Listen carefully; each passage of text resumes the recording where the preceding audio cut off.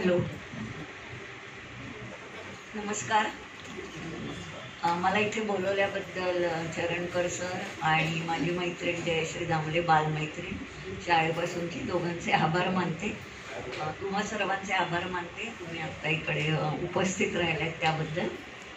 आणि आपण सुरुवात करूया. तर आपला जो आजचा विषय आहे तो म्हणजे आरोग्याची गुरुकिल्ली, स्वयंपाकघर.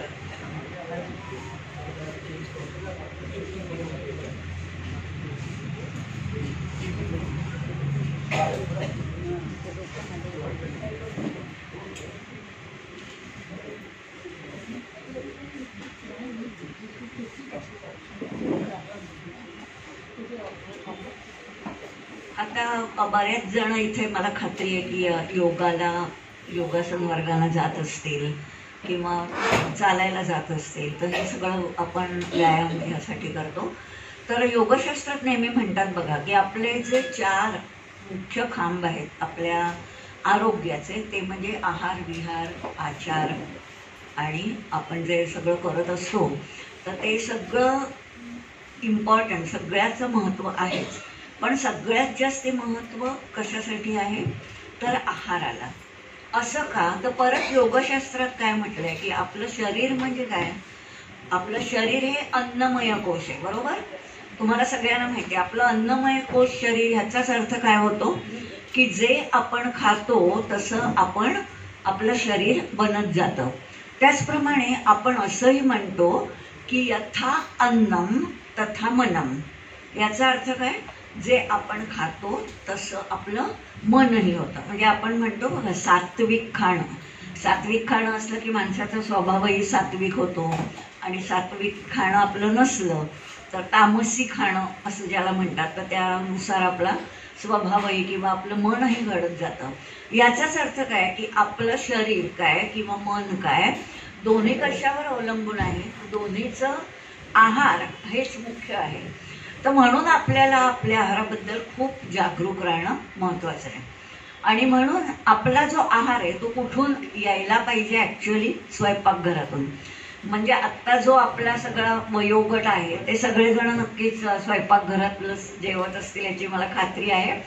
परंतु आता मी हा विषयावर का बोलते की म्हणजे हे मी सुरुवातीला का सांगते की जेवण किंवा जे खाणं पिणं ते स्वयंपाकघरातनं का आलं पाहिजे. नाहीतर झोमॅटो, झेप्टो, स्विगी वगैरे बरेच आता पर्याय उपलब्ध आहेत, पण ते आपल्याला नकोत. आणि आपलं स्वयंपाकघर हेच आपलं जिथून अन्न आपल्याला मिळालं पाहिजे ते म्हणजे आपलं स्वयंपाकघर. स्वयंपाक म्हणजे स्वतः केलेला स्वयंपाक, आणि जिथे करतो ते म्हणजे स्वयंपाकघर. आता अगदी आपण खूप आपल्यावर अन्याय केला पाहिजे असं नाही. तुम्ही सगळ्याजणी जशा नोकरी करत होतात बँकेमध्ये, मी पण कॉलेजमध्ये एवढे वर्ष शिकवले, तर आपण भारतात राहतो. आपण खूप भाग्यवान आहोत की आपल्याला हाऊस हेल्प्स मिळतात. म्हणजे कसं की आपल्याकडे कोणीतरी पोळ्या करायला बाई येते, भांडी घासायला, कपडे धुवायला, आणि आपण जर त्यांच्याशी चांगले वागलो, त्यांना आपल्यासारखाच चांगला दर्जा दिला, त्यांच्या कामाचं कौतुक केलं, त्यांना व्यवस्थित पैसे दिले, बोनस दिला, इन्क्रीमेंट दिलं, तर ते आपल्यासाठी छान कामं करतात. तर त्यामुळे आपल्याला हे सहज शक्य आहे की आपण आपलं स्वयंपाकघर वापरलंच पाहिजे. म्हणजे बाहेरच्या सोर्सवर आपण अवलंबून न राहता स्वयंपाकघर वापरणं महत्त्वाचं आहे. कारण जे आपण खाणार त्याप्रमाणे आपलं शरीर आणि मन हे दोन्ही होणार आहे. तर आता आपण जेव्हा म्हणतो की स्वयंपाकघर, तर आपण सुरुवात भांड्यांपासून करायला हवी. का भांड्यांपासून? खूप साध्या साध्या गोष्टी आहेत की ज्यामुळे आपल्याला खूप फायदे होतात. म्हणजे म्हणतात ना, मूर्ती लहान पण कीर्तिमान, तसं लहानशी गोष्ट पण आपल्याला फायदे मात्र ती खूप करून देते. तर म्हणून मी सर्वप्रथम बोलणार आहे की आपण कुठची भांडी स्वयंपाकघरात वापरली पाहिजे. थोडक्यातच सांगेन, मुख्यत्वे करून मग आपल्याला आहाराविषयी बोलायचं आहे म्हणून. तर जेव्हा आपण उठतो आणि सर्वप्रथम आपण सगळेजण काय करतो, आजकाल मला वाटतं प्रत्येक जण पहिलं उठलं की पाणी पितो, बरोबर आहे? हां, मग ते पाणी कसं पिता तुम्ही? थोडंसं गरम करून कोमट पाणी पितो. आणि ते आपण कशामधलं पितो, तर आपल्याला ह्याच्यामधलं नको आहे. प्लॅस्टिकमधलं नको आहे. मी नेहमी ही बाटली माझी जी पाण्याची ती घेऊन जाते, हे सिद्ध करायला की प्रॅक्टिस व्हॉट यू प्रीच. मी सांगते ना की प्लॅस्टिक वापरू नका, तर मग आपणही प्लॅस्टिकमधलं पाणी प्यायचं नाही. याचं कारण असं आहे की का प्लॅस्टिकमधलं प्यायचं नाही, की जेव्हा आपण प्लॅस्टिकमध्ये एखादी द्रवपदार्थ आपण साठवतो तेव्हा त्या पाण्यामध्ये त्या प्लॅस्टिकमधून अगदी कितीही चांगल्या कंपनीचं जरी तुम्ही प्लॅस्टिक घेतलं तरी त्याच्यातून झेनो एस्ट्रोजन्स नावाचा एक केमिकलचा समूह आहे, रसायनांचा समूह. आणि हे झेनो एस्ट्रोजन्स म्हणजे नेमकं काय, तर झेनो एस्ट्रोजन्स म्हणजे जे एस्ट्रोजन सारखं असतं. एस्ट्रोजन मला वाटतं सगळ्यांनी हा शब्द ऐकला असेल. हे एक महत्त्वाचं शरीरातलं हॉर्मोन आहे. आणि आपलं शरीर खूप कन्फ्यूज होतं की मी आता नेमकं काय वापरायचं आहे, कारण झेनो एस्ट्रोजन आणि एस्ट्रोजन याची जी रासायनिक रचना आहे ती खूप सारखी आहे आणि म्हणून शरीर कन्फ्यूज होतं. आपल्याला कळत नाही बॉडीला की आता मी नेमकं यातलं काय वापरू.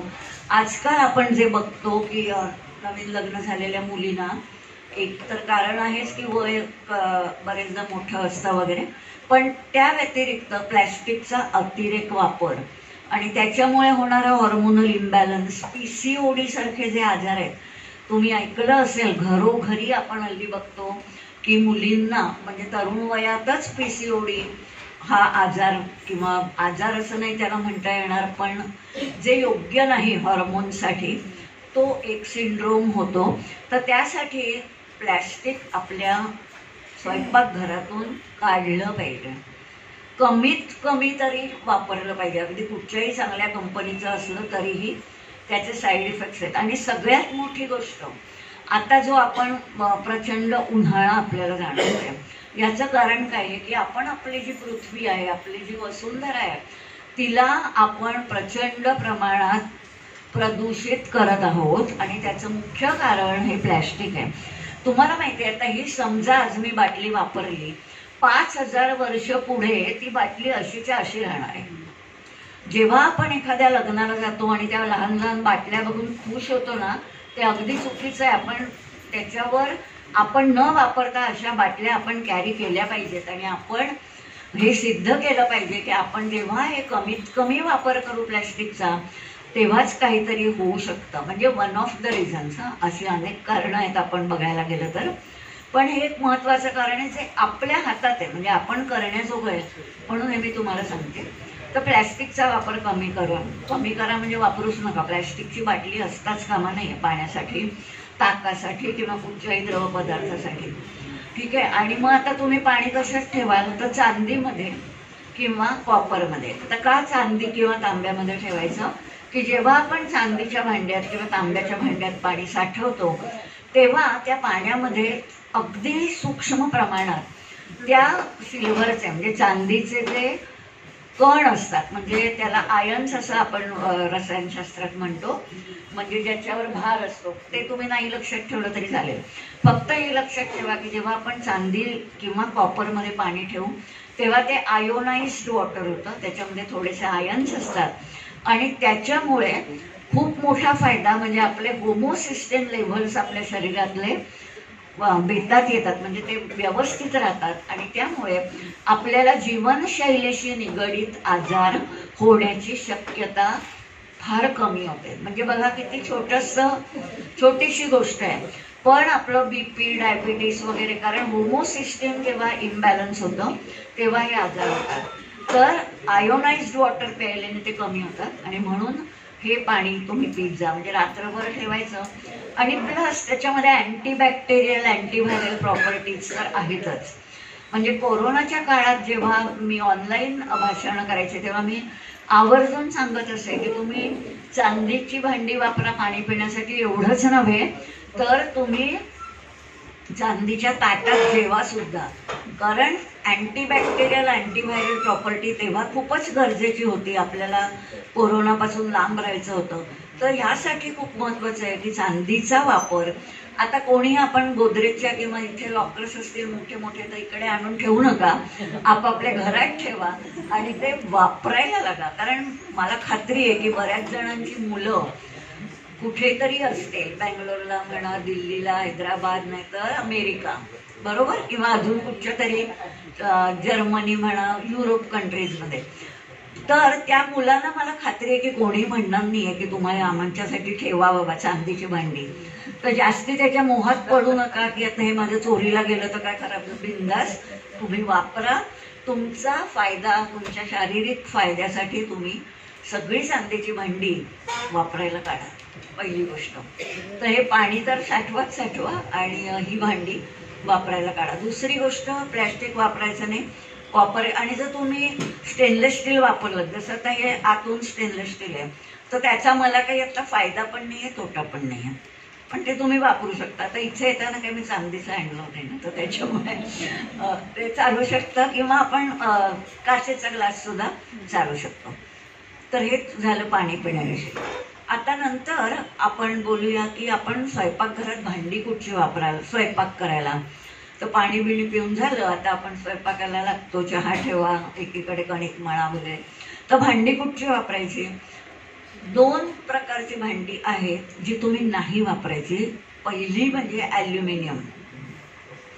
आता ॲल्युमिनियमची भांडी का वापरायची नाही? तर ॲल्युमिनियमची भांडी जेव्हा आपण वापरतो तेव्हा काय होतं की जसं बघा आपल्याकडे आपल्या सासूबाईंचं, आईचं वगैरे असं जुनी जेव्हा भांडी असतात, तर आपण म्हणतो की आता ही कालांतराने पातळ झाली, बरोबर आहे, आणि ती पातळ होतात, मग जातात कुठे ते ॲल्युमिनियमचे कण. तर ते अतिशय सूक्ष्म, म्हणजे खूपच सूक्ष्म प्रमाणात ते आपण जे काय आमटी भाजी जे काही पदार्थ करत असू त्याच्यामध्ये ते पडतात, म्हणजे त्याच्यामध्ये ते घातले जातात. आणि मग असं जेव्हा आपण पाणी पिऊ किंवा जेव्हा आपण असं जेवण किंवा काही आमटी भाजी खाऊ तेव्हा ॲल्युमिनियम आपल्या पोटात जातं. आणि झिंक हे एक महत्त्वाचं मिनरल आपल्या शरीरात असतं, त्या झिंकला ते काढून टाकतं आणि ते जागा ॲल्युमिनियम झिंकची जागा घेतं.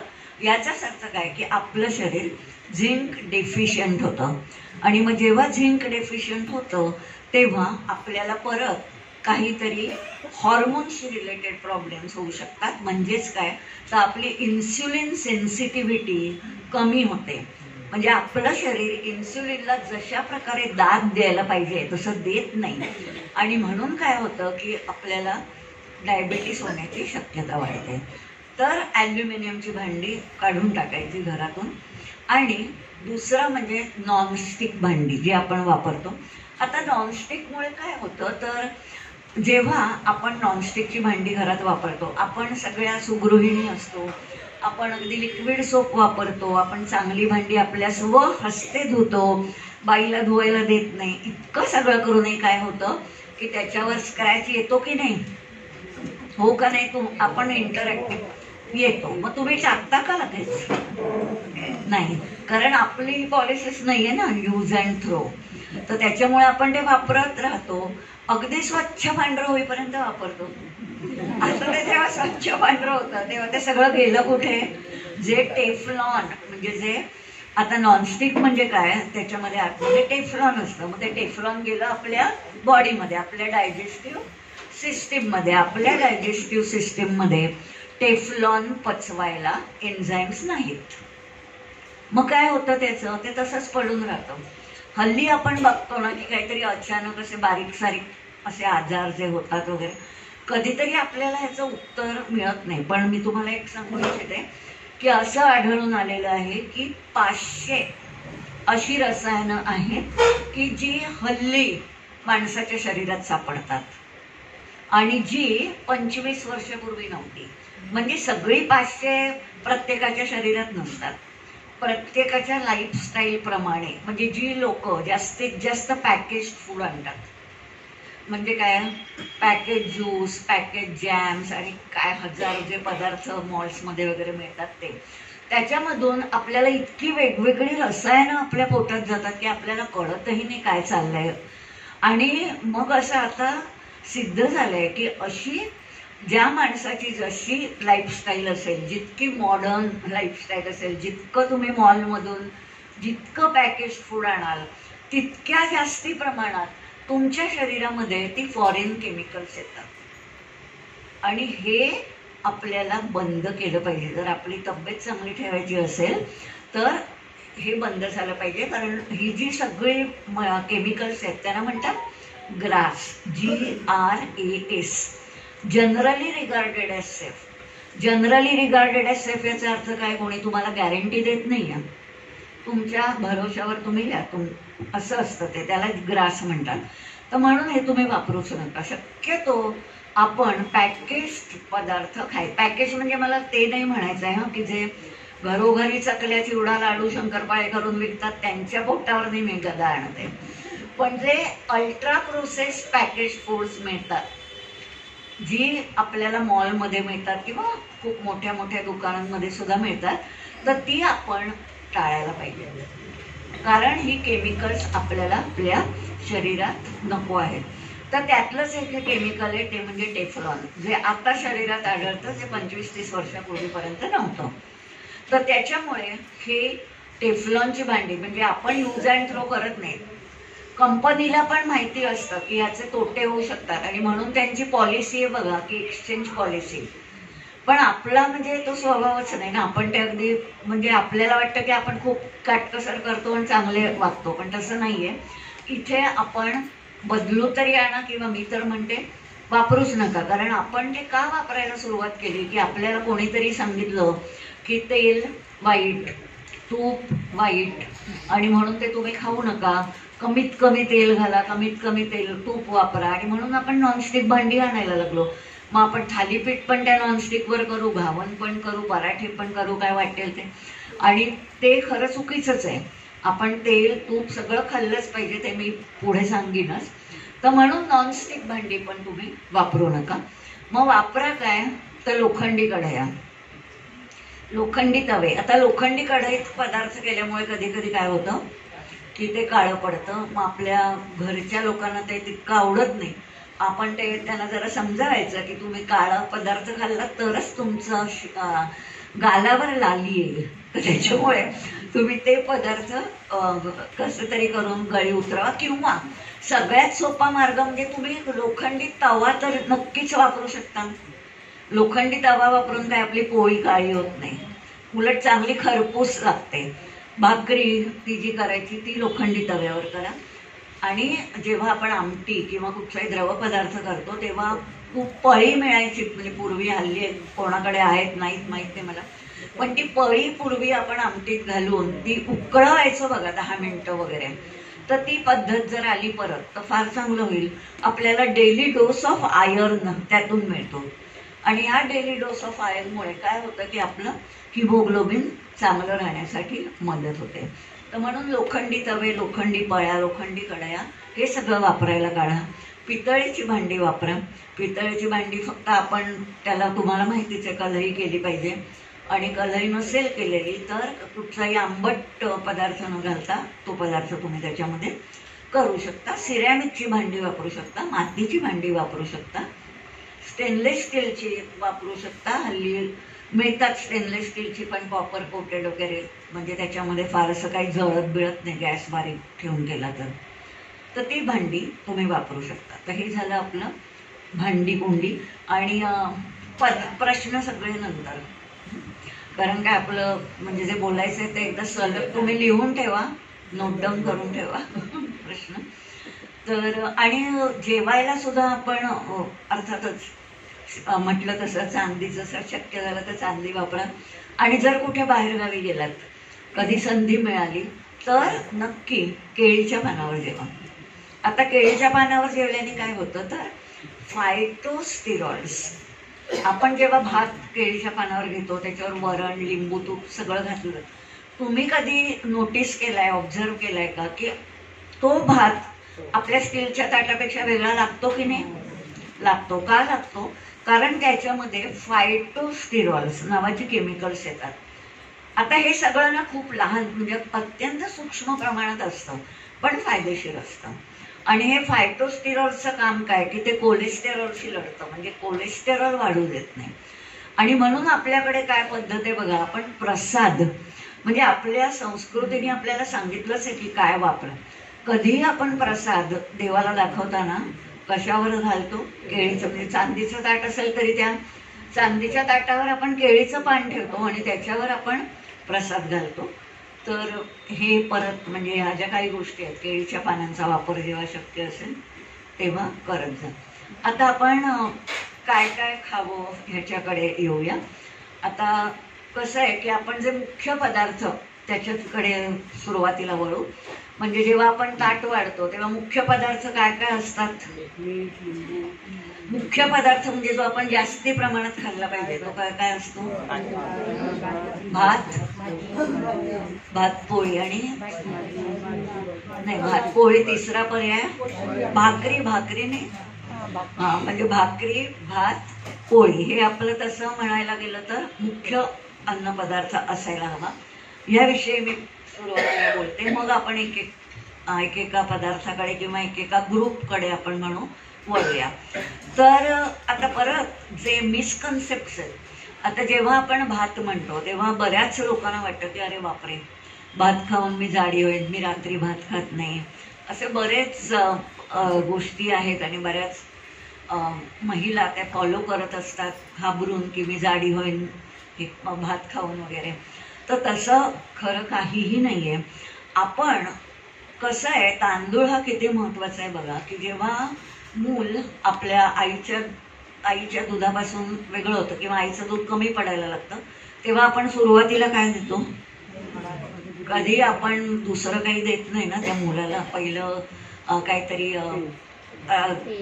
कुठचाही दुसरा पदार्थ न देता आपण भाताची पेजच देतो, मऊ भात, मग त्यात हळूहळू डाळ घालायला लागतो, मग हळूहळू काहीतरी त्यातून भाज्या घातल्या वगैरे अशी आपण प्रगती करतो. आणि त्याच भाताच्या जोरावर ते मूल काय काय करायला लागतं? उपडं वळायला लागतं, रांगायला लागतं, बोलायला लागतं, धावायला लागतं, सगळं काही करू शकतं. म्हणजे भात हा किती चांगला आहे बघा.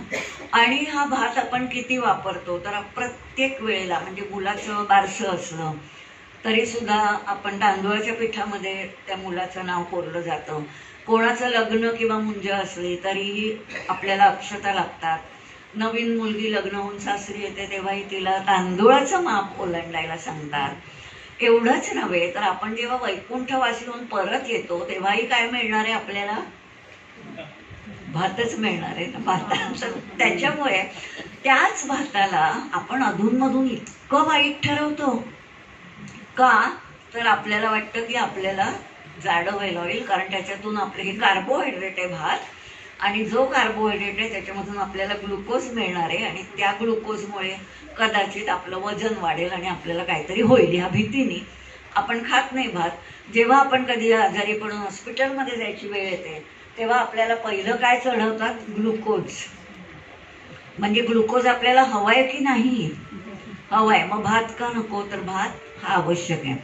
आणि राईस इज नाईस, म्हणजे तुम्हाला सगळ्यांना माहितीच आहे की रुजुताई माझी कन्या आहे आणि ती तर नेहमी म्हणते राईस इज नाईस, म्हणजे तिचं पुस्तकांमध्ये पण लिहिलेलं आहे. आणि या तांदूळामुळे जेव्हा आपण अगदी 8 दिवस कुठे बाहेरगावी गेलो, अगदी 5 स्टारमध्ये राहिलो, तरी घरी आल्यावर आपल्याला काय खावंसं वाटतं? वरण भात, खिचडी, दही भात असंच काहीतरी खावंसं वाटतं. दुसरं काहीच आपल्याला खावंसं वाटत नाही. म्हणजेच काय की हे आपलं कम्फर्ट फूड आहे. आणि या कम्फर्ट फूडपासून आपण लांब जायची काही गरज नाही आहे. त्याच्यामध्ये एक केमिकल आहे आयसोटिनॉल नावाचं, आणि त्याच्यामुळे काय होतं की आपलं मन शांत व्हायला मदत होते. जेव्हा आपण रात्री भात जेवतो तेव्हा शांत झोप लागण्याचं कारण आहे की आपण त्याच्यामधली जी चांगली केमिकल्स आहेत ती आपल्या शरीरात मिळतात. तसंच आता गव्हाबद्दलही झालेलं आहे. आता ग्लुटेन रेझिस्टन्स हा एक नवीनच प्रकार झालेला आहे. तर ग्लुटेन रेझिस्टन्स म्हणजे काय? आता ग्लुटेन रेझिस्टन्स आपल्याकडे असायलाच नको, कारण आपण गव्हाचं पीठ वापरतो. ग्लुटेन रेझिस्टन्स वेस्टर्न कंट्रीतून आलेलं आहे, कारण तिकडे काय वापरतात? जास्तीत जास्त मैदा. म्हणजे त्या मैद्यापासूनचा ब्रेड, केक आणि काय त्यांचे जे वेगवेगळे पदार्थ असतात ते सगळ्या मैद्यापासून बनलेले असतात. आणि त्यामुळे तिथे गेल्यावर लोकांना जास्ती ग्लुटेन रेझिस्टन्स होतो. पण तीच मुलं जेव्हा इथे येतात आणि म्हणतात की मला ग्लुटेन रेझिस्टन्स आहे, तर तो ग्लुटेन रेझिस्टन्स मैद्याचा आहे, गव्हाचा नसतो. साधारणपणे. आता कदाचित त्यांचं शरीर तसं मग तयार होतं, कारण वर्षानुवर्ष जर मुलं इकडे आली नाही तर तो एक भाग होऊ शकतो. पण ग्लुटेन हे पण एक प्रोटीन आहे आणि ते काय वाईट नाहीये. म्हणजे काय झालंय हल्ली ना, की आपण इतकं असं फॅड की एखादी गोष्ट नाही म्हणजे नाहीच खायची, आणि एखाद्या गोष्टीचा अतिरेक म्हणजे ते अगदी रोज रोज ते खाल्लंच पाहिजे. फॉर एक्झाम्पल, आपण ते सकाळी पाणी पिणार तर त्याच्यामध्ये काय नानाविध प्रकार घालून लोक पाणी पित असतात. कोणी दालचिनीची पूड घालतं, तर कोणी काय.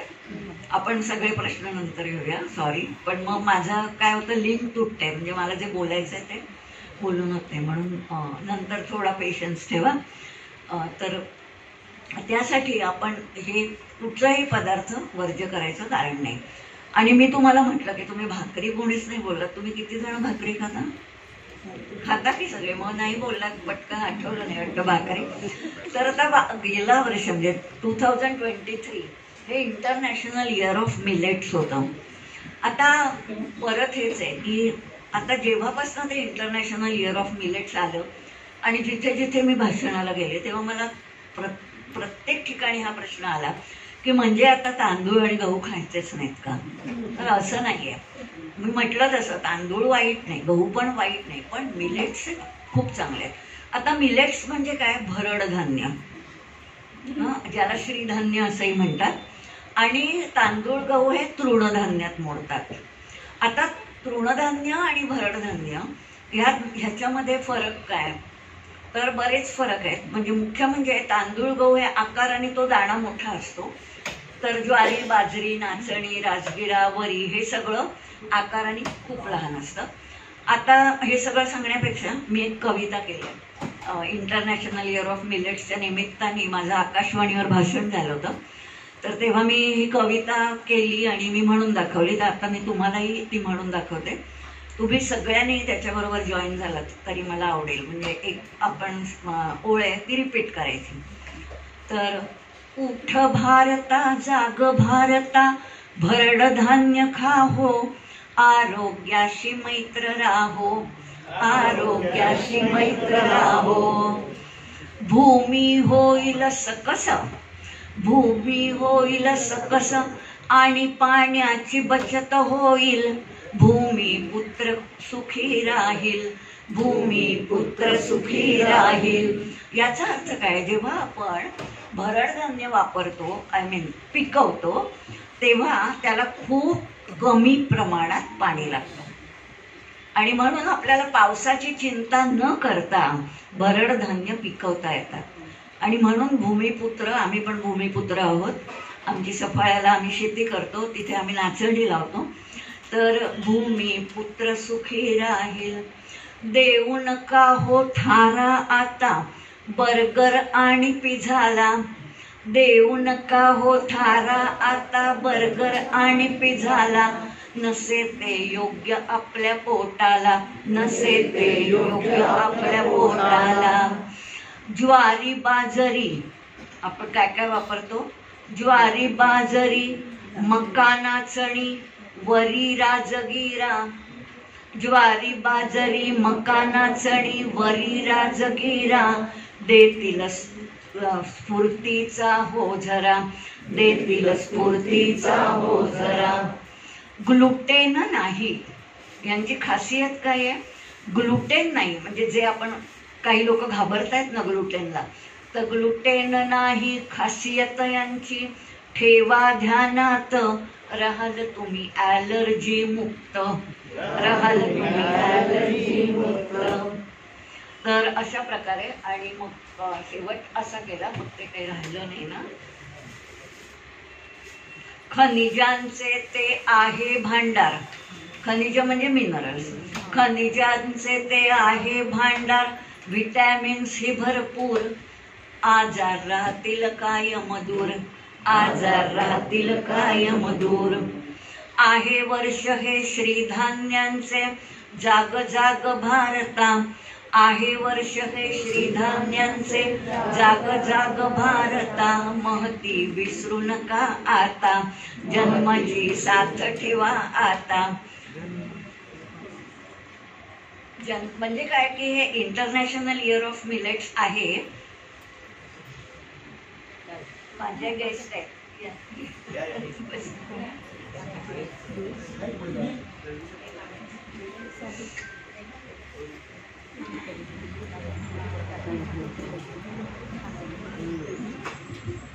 तिथे नको बसू.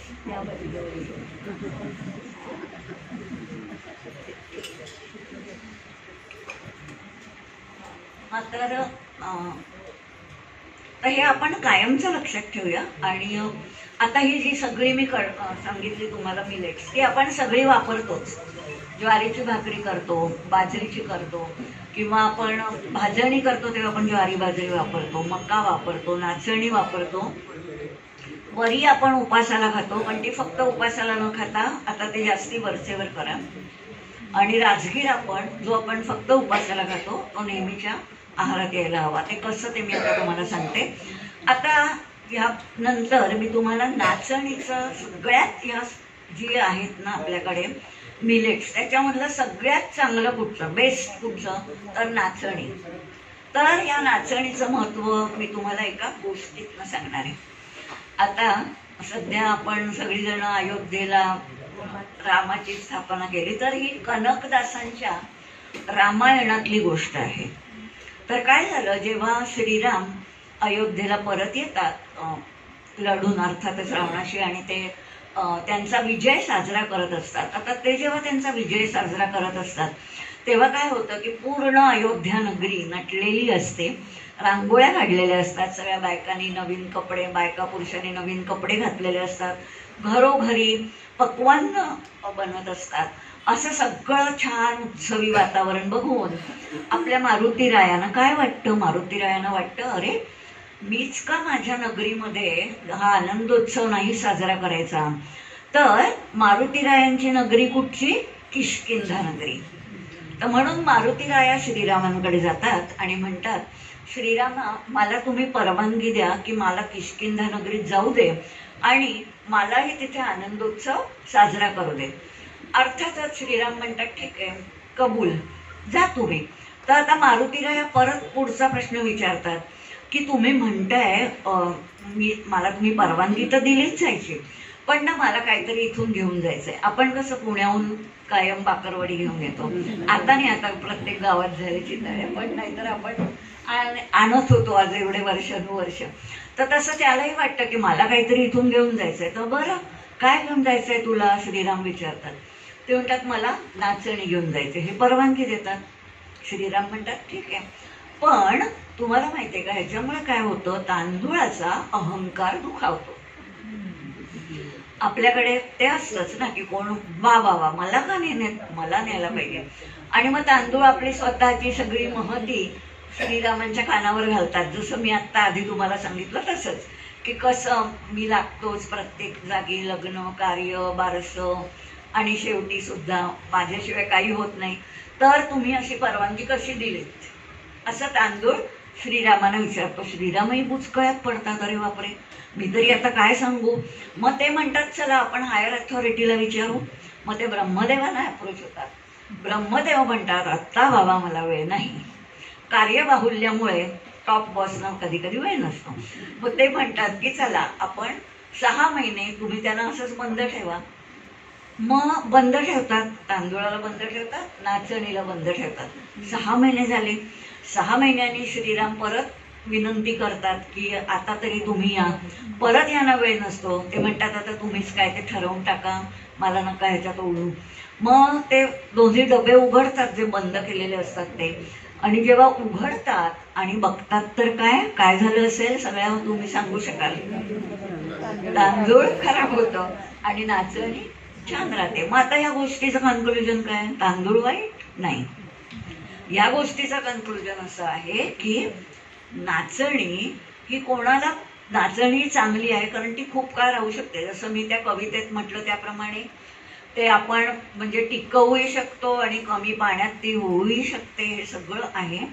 आणि सगळ्यात महत्वाची गोष्ट म्हणजे ही मारुतीरायाला प्रिय आहे. आणि मारुतीरायाचं आपण काय म्हणतो, किती त्याच्यामध्ये ताकद आहे की त्यांनी त्याच्या एका म्हणतात तसं अंगठ्यावर पूर्ण गोवर्धन पर्वत उचलून आणणार.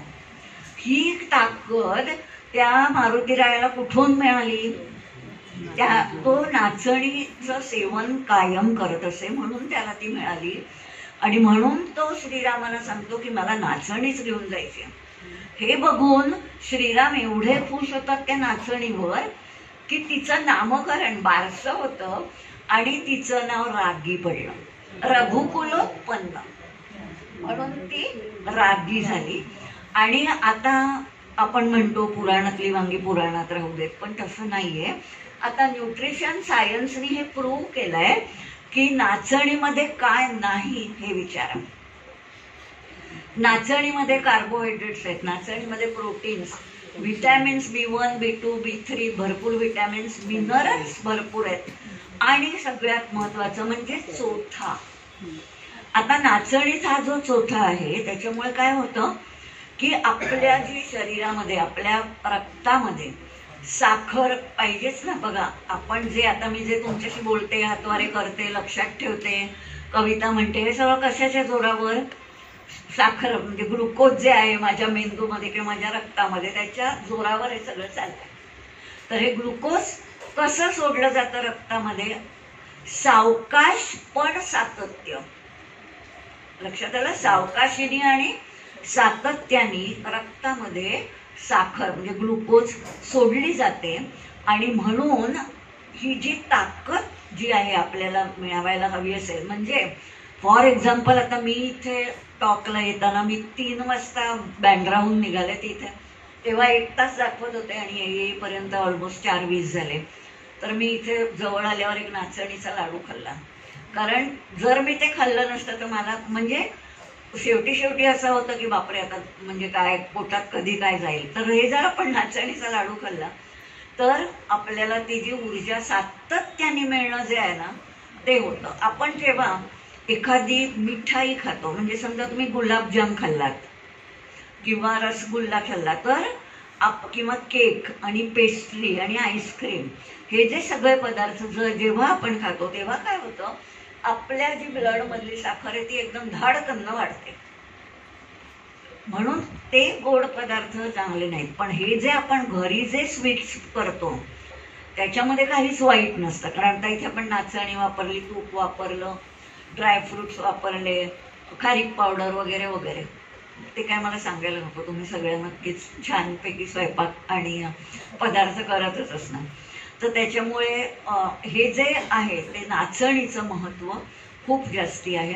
तर नक्की तुम्ही नाचणीचे पदार्थ करा. आणि हे मी तुम्हाला अगदी खास का सांगते की मग आत्ता अगदी आमच्या घरातच उदाहरण एक झालं. म्हणजे त्या बाई पडल्या आणि त्यांचं अक्षरशः म्हणजे बॅकला फ्रॅक्चर झालेलं. डॉक्टरनाही नवल वाटलं की त्या बाई कशा 1 महिन्यात उभ्या राहिल्या. तर त्या अनेक वर्ष नाचणी रोज सकाळी नाचणीचं सत्व, म्हणजे आपल्याला ते कंटाळवाणं वाटतं, आपल्याला जरा चमचमीतच आवडतं तसं खायला, पण त्या बाई खायच्या. आणि म्हणजे त्या खूप हेल्थ कॉन्शियस होत्या, त्या खायच्या रोज. आणि त्याच्यामुळे म्हणजे ही नवलाचीच गोष्ट आहे की म्हणजे डॉक्टरनी नवल व्यक्त केलं की कसं काय. तर म्हणजे मी असं ऑब्झर्व करत होते की बघूया बाबा या बाई कधी रिकवर होतात. तर मला जास्ती ठामपणे सगळ्यांना सांगता येईल की खाच नाचणी. मग तुम्ही ती कशाही स्वरूपात खा. जसं लाडू सगळ्यात छान वाटतो खायला, पण डोसाही छान होतो किंवा नाचणीचा रवा मिळतो त्याचा उपमा पण छान होतो. थोडासा रंग डार्क असेल तर आपण नाकं मुरड्याची कारण नाही. आता आपल्याला माहिती आहे ब्लॅक इज ऑल्सो ब्युटिफुल. तर त्याच्यामुळे आपण ते खाल्ले पाहिजेत हे पदार्थ. आणि हे जसं नाचणीचं सांगितलं तसं मला राजगिऱ्याचं पण सांगायला आवडेल. राजगिरा तुम्हाला माहिती आहे का की पूर्वी राजगिरा हा पदार्थ किंवा आपण जो नेहमी उपासाला खातो, पण मॉडर्न बेकरीमध्ये जे पाव असायचे ना त्याच्यामध्ये राजगिरा घालायचे. ते नंतर ते बंद झालं फॉर आय डोंट नो काय कारण झालं. तर राजगिरा याचा अर्थ काय? राजगिरा, गिरा म्हणजे धान्य आणि राज म्हणजे राजाचं धान्य, ते राजगिरा. आता हिंदीत काय म्हणतात माहितीये राजगिऱ्याला? रामदाना. म्हणजे देवांचं धान्य ते म्हणजे राजगिरा. आणि तिसरं इंग्लिशमध्ये ॲमरॅन्थस. आता ॲमरॅन्थस म्हणजे काय, हा जो शब्द आहे ॲमरॅन्थस, त्याचं ओरिजिन संस्कृतमधल्या अमर या शब्दामधून आहे. आणि अमर म्हणजे माहितीच आहे आपल्याला, आता सगळ्यांना माहिती आहे की कोणीच अमर नाही आहे, पण आपण त्याला लॉन्जिव्हिटी किंवा लॉन्जिव्हिटीपेक्षा मी तर म्हणेन हेल्थ स्पॅन, लाईफ स्पॅन हा इतका इम्पॉर्टंट नाही जितका हेल्थ स्पॅन आहे. म्हणजे आपण किती वर्ष जगलो त्याच्यापेक्षा किती वर्ष निरोगी जगलो ते जास्ती महत्वाचं आहे, बरोबर ना. तर हा जो हेल्थ स्पॅन आहे तो पण त्याच्यामुळे आपला चांगला राहील. तर त्याच्यामुळे राजगिऱ्याचं खूप महत्त्व आहे. म्हणजे परत हे पण एक माझं, कारण मी सगळीकडे जेव्हा कोणाकडे गेले, कोणी 90च्या वगैरे आजी वगैरे असल्या तर मी विचारते काय बाबा तुम्ही खाताय ते, कारण मी बोलते ह्या विषयावर म्हणून. तर मला असं अनेक बायका भेटल्या की त्या राजगिराचा लाडू दुधात घालून हे त्यांचं रात्रीचं जेवण असायचं. तर परत आता हा राजगिराचा लाडू कुठून घ्यायचा ह्याचंही महत्व आहे. नाही तर तुम्ही असं परत ते पॅकेजच्या स्वरूपात न घेता आपले भडभुंजे ज्यांच्याकडे आपण चणे दाणे विकत घेतो त्यांच्याकडून घ्या, किंवा चक्क राजगिरा विकत आणायचा आणि दुधात हे करून बाकी ड्रायफ्रुट्स ते घालून ते तुम्ही खाऊ शकता. म्हणजे ते तुमच्यावर आहे तुम्ही कसं खाल. किंवा राजगिराच्या पिठाचं थालीपीठ येते. पण ही जी 6 मिलेट्स आहेत, ज्वारी आणि बाजरी तर आपण सर्रास वापरतोच. मका पण हल्ली ती फॅशन आहेच की आपण काय काय त्याचे मक्याचे पॅटीस काय कॉर्न भेळ करतो. तरी त्याच्यामध्ये शक्यतो पांढरा मका खाणं महत्त्वाचं आहे. आणि मी नेहमी सांगते की तुम्ही डिमांड करा. आता आपण म्हणतो की नाही हल्ली बाजारात पिवळाच मिळतो, पण जर तुम्ही डिमांड केलं ना तर हळूहळू त्याचं प्रोडक्शन लोकांपर्यंत ते पोचतं की नाही पांढरा मका पण खाल्ला पाहिजे. तर पांढरा मका, वरी, राजगिरा हे सगळे पदार्थ, वरीचं पण असंच खूप महत्त्व आहे. तर हे सगळे मिलेट्स तुम्ही खाल्ले पाहिजेत.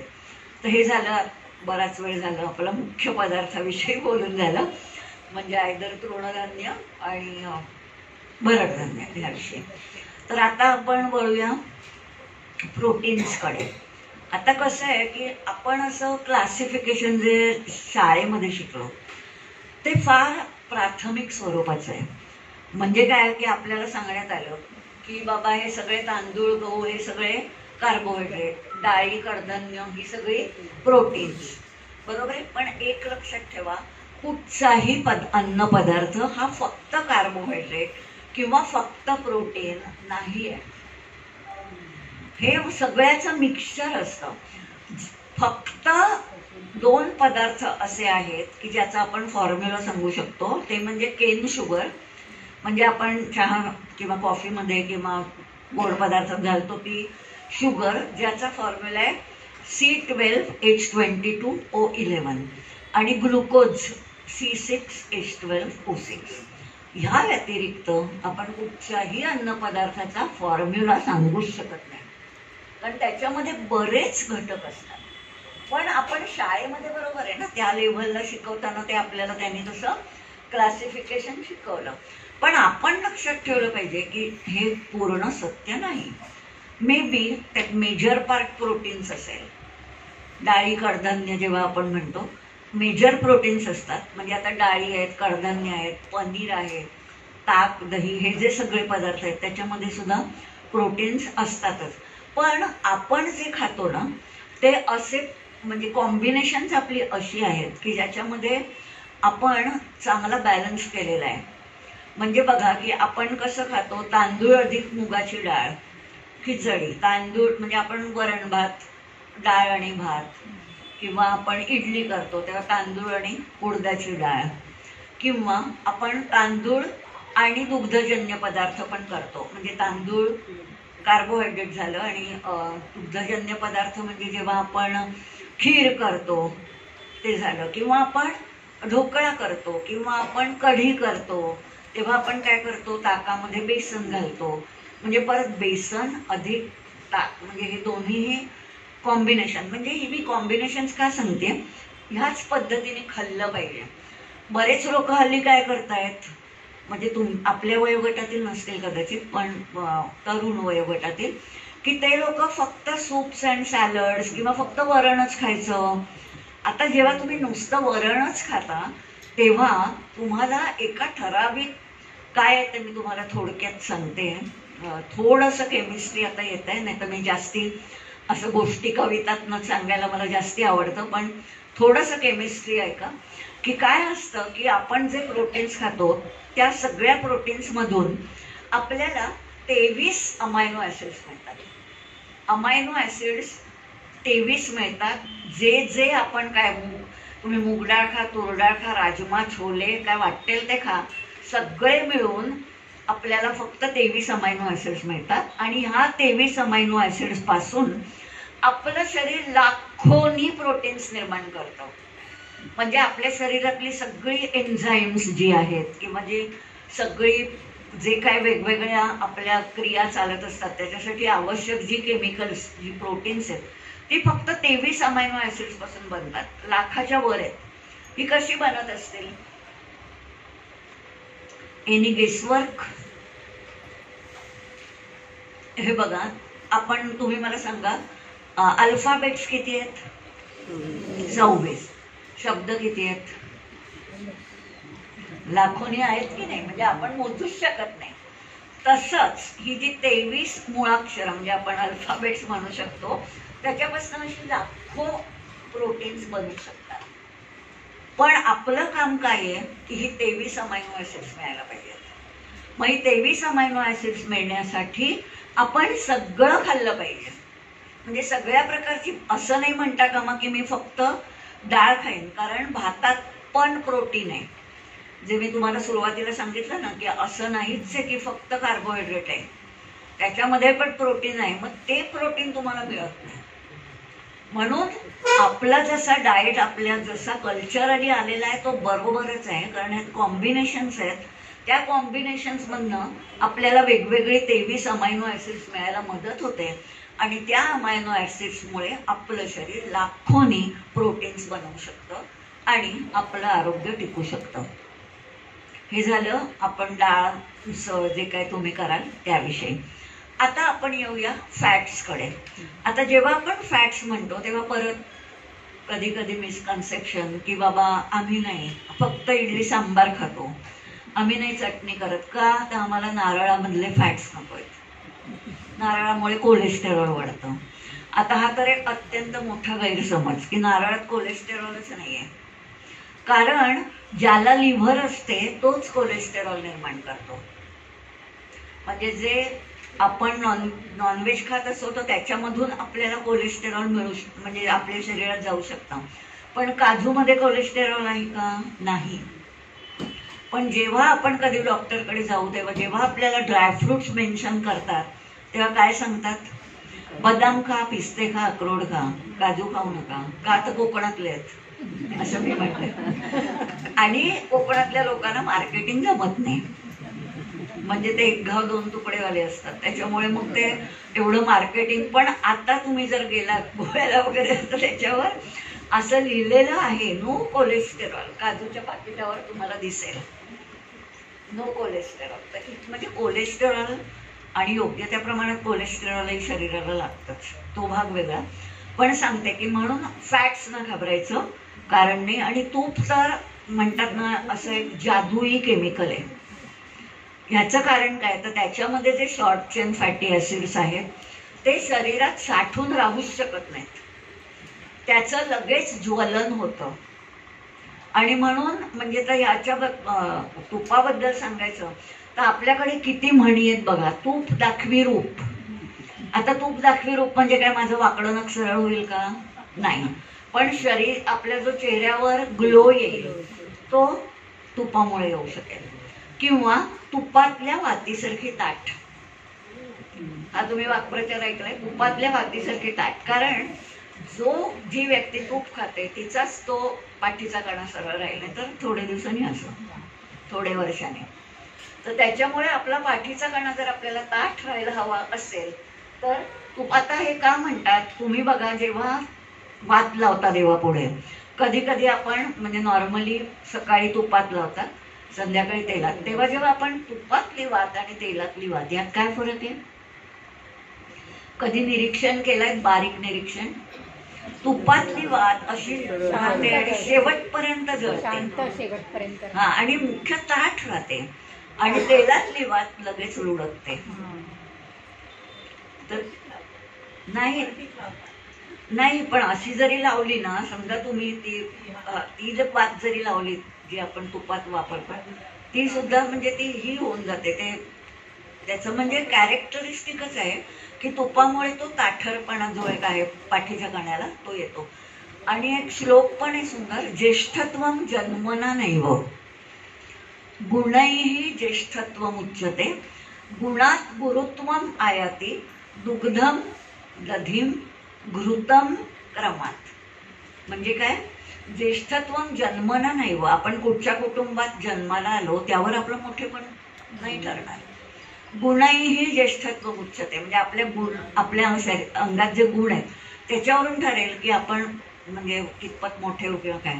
आणि गुणात गुरुत्व मायाती, त्यांनी काय तुलना केलं, उदाहरण दिलं, दुग्धम दधिम घृतम क्रमात.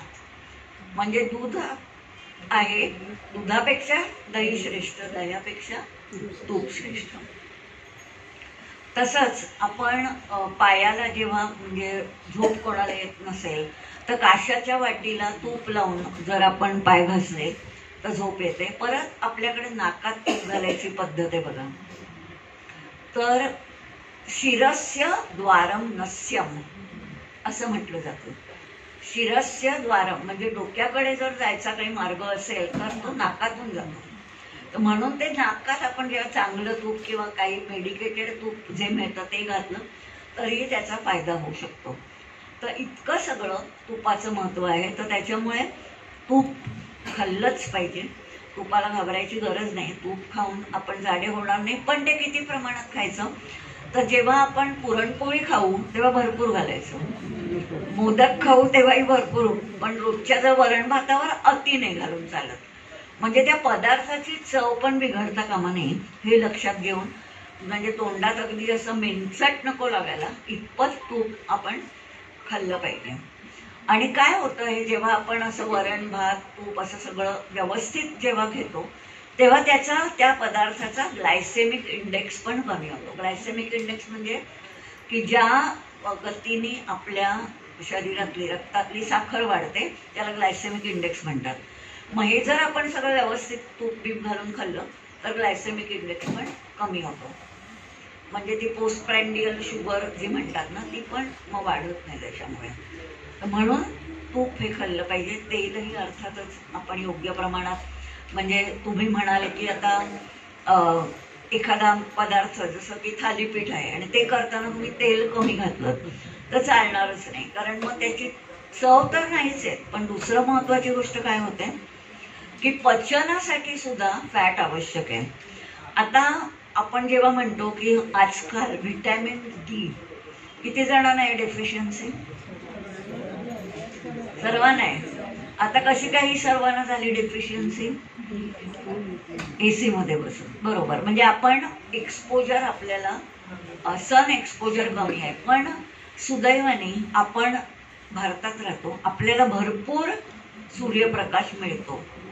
म्हणजे आपल्याला जरी बाहेर जायचं नसेल तरी सूर्य आतमध्ये येतो आपल्या खिडक्यांमधून. आणि म्हणून पण गंमत काय आहे, 4 व्हिटॅमिन्स आहेत, ए, डी, ई आणि के. ही जी 4 व्हिटॅमिन्स आहेत ती फक्त फॅट सोल्युबल आहेत. आणि बी आणि सी ही 2च व्हिटॅमिन्स अशी आहेत की ती वॉटर सोल्युबल आहेत. तर जेव्हा आपल्याला सूर्यप्रकाशातून आपण म्हणतो व्हिटॅमिन डी मिळतं, ते मिळतं D2 ह्या स्वरूपात. आणि या D2चं D3 मध्ये रूपांतर जर शरीरात झालं तरच ते शरीरासाठी अवेलेबल होतं. मग आता जर हे D2चं D3 करायचं आहे तर त्याच्यासाठी काय लागतं, आपल्या शरीरात सफिशियंट फॅट पाहिजे. आणि म्हणून तुपाचं महत्त्व जास्ती. आपल्याकडे प्रेग्नंट बायकांना, बाळंतिणींना हमखास तुपातले लाडू, भरपूर तूप घालून लाडू दिले जातात. आणि त्याचं महत्त्व हेच आहे की आपला जो मेंदू आहे त्याच्यामध्ये 60 ते 70% पेशी या फक्त फॅट सेल्स आहेत. आणि जर आपण आपला फॅट कंटेंट म्हणजे फॅट आपण कमी खाल्लं तर आपल्या ब्रेनची डेव्हलपमेंट म्हणजे लहान मुलांच्या मध्ये जास्ती डेव्हलपमेंट व्हायला कमी वाव मिळतो. आपण बघतो की राजस्थान वगैरे जास्तीत जास्त मुलं IIM आणि IIT मध्ये असतात बघा. मला नेहमी असं वाटतं की ते लोक केवढं म्हणजे ब्रेनला भरपूर ब्रेन सेल्स म्हणजे फॅट सेल्स ज्या आहेत त्या चांगल्या म्हणजे इव्हन आता आपल्या वयाला सुद्धा आपला मेंदू जर चांगला सजग शार्प राहायला हवा असेल तर फॅटची गरज आहेच. तर त्याच्यामुळे ह्या सगळ्या पदार्थांना तेल तूप ह्या सगळ्या गोष्टींना आपल्याला अजिबात घाबरायची गरजच नाहीये. आता हे झालं फॅट्स विषयी. आता कुठचं तेल वापरावं हे मी आधीच का सांगते कारण जो हमखास प्रश्न येतो ते मला माहिती आहे तर मी त्याचं आधीच उत्तर देते. तर आपल्या आजूबाजूला जे पिकतं त्याचं तेल म्हणजे आपण कुठचं वापरलं पाहिजे?